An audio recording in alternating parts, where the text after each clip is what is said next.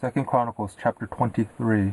In the 7th year Jehoiada strengthened himself and took the captains of hundreds, Azariah the son of Jehoram, Ishmael the son of Jehohanan, Azariah the son of Obed, Maaseiah the son of Adaiah, and Elishaphat the son of Zichri, into a covenant with him.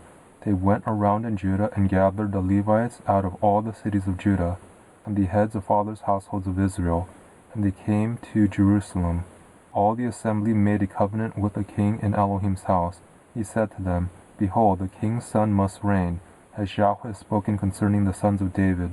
This is the thing that you must do.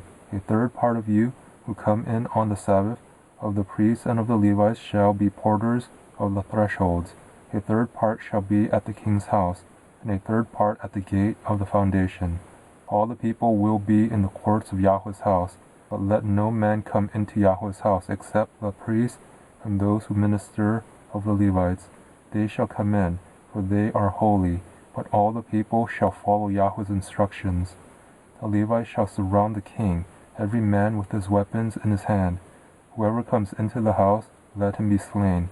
Be with the king when he comes in and when he goes out.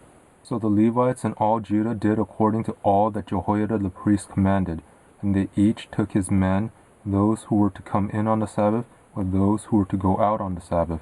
For Jehoiada the priest didn't dismiss the shift. Jehoiada the priest delivered to the captains of hundreds the spears and bucklers and shields that had been King David's, which were in Elohim's house. He set all the people, every man with his weapon in his hand, from the right side of the house to the left side of the house, near the altar and the house, around the king. Then they brought out the king's son, and put the crown on him, and gave him the testimony, and made him king. Jehoiada and his sons anointed him, and they said, Long live the king. When Athaliah heard the noise of the people running and praising the king, she came to the people into Yahweh's house. Then she looked, and behold, the king stood by his pillar at the entrance, and the captains and the trumpets by the king. All the people of the land rejoiced, and blew trumpets. The singers also played musical instruments, and led the singing of praise. Then Athaliah tore her clothes, and said, Treason, treason.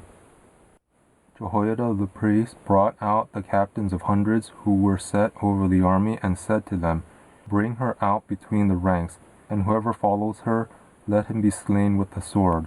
For the priest said, Don't kill her in Yahweh's house. So they made way for her. She went to the entrance of the horse gate to the king's house, and they killed her there.